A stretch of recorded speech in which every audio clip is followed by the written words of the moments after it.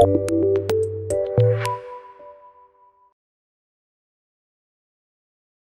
morning. It's so great to be here today with all the ECO international community after these long pandemic years. The story I am about to tell you involves several unexpected characters coming from different corners in the world. How the lives of these uncanny characters converged to make our project come true is quite unusual.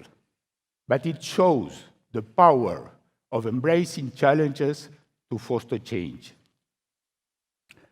You all know Sanjeev, the person for whom we are all here today. Thank you, Sanjeev. And do you know this young lady? She was born in Dominican Republic.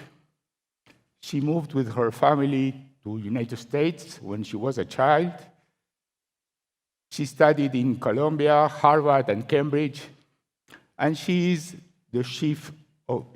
the chief of staff of First Lady Jill Biden very recently. She is now the first female American ambassador to Spain after 80 men. And she served as American ambassador also in Uruguay from 2012 to 2014. Her name is Julissa Reynoso. And do you know this man? He was born in Uruguay in 1935. He used to be a guerrilla who turned into a flower grower. He was described as the economist as follows. He's admirably self-effacing. He lives in a humble cottage. He drives himself to work in his Volkswagen Beetle, and he flies economy class. Still don't know? His name is José Mujica, and he was our 40th president when the magazine The Economist chose his country as Country of the Year in 2013. He's better known as Pepe, or the poorest president in the world.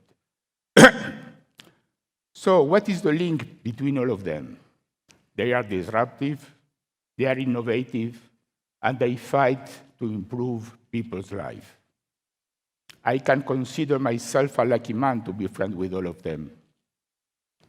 One evening, Julissa came home for dinner as friend of my son. I told her about my interest in ECO, and by the end of the meal, she committed to help me to introduce it in the country. And she definitely walked her talk. She invited Sanjeev to Uruguay, and she arranged a meeting with President Mujica. By the end of that meeting, the decision was taken. We should begin ECO in the smallest country in South America in April 2014. And we took off. In August 2014, we began with the two first clinics, being the topics hepatitis C and HIV. 9 years into our work, ECO is present throughout the country. More than 6,000 Uruguayan health professionals have participated in 17 programs in all the 19 provinces of the country. In 2016, ECO New Mexico appointed Uruguay as the first super hub in Latin America. Since then, we trained in Spanish and Portuguese to more than 500 health professionals from 50 organizations located in 17 countries. So let me share some examples. We trained more than 900 health professionals, specialists in palliative care in Mexico.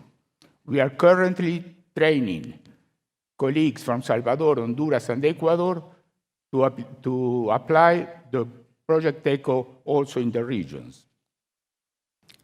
And then the first cases of COVID arrived to Uruguay.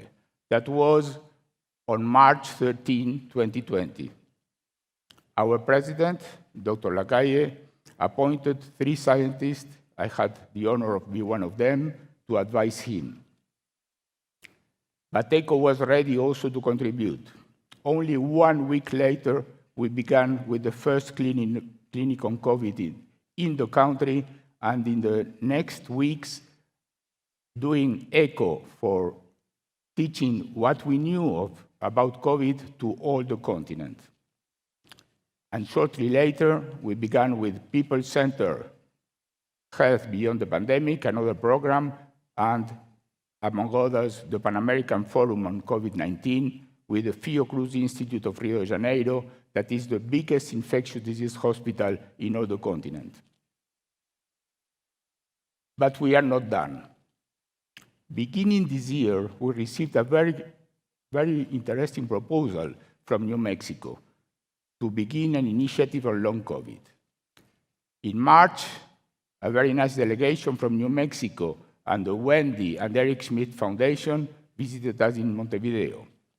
We have been discussing very in-depth about this project. We went together to Rio de Janeiro to know the people from Fiocruz, and in May 2023, we began with the Schmidt Initiative for Long COVID Global ECHO South American ECHO program that will run until December 2024. Here you see our group in Montevideo with our visitors just after the meeting.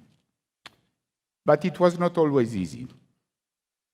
Uruguay was, for many reasons, maybe a country where it was not so difficult to begin with. In other countries, we failed many times before succeeding. In others, we are still trying, as in Bolivia. The foundation recently also confirmed a new donation to install a new center to treat patients with long COVID at the Clínicas Hospital, that is the University Hospital. I would like to thank the members of the foundation that are here today with us. We spent 9 years doing things that we never expected, surpassing all our challenges and surprising even ourselves. How did we do that? Believing and dreaming. We believe that medical care access should be universal. We believe in democratization of health. We believe that knowledge must be free for everyone.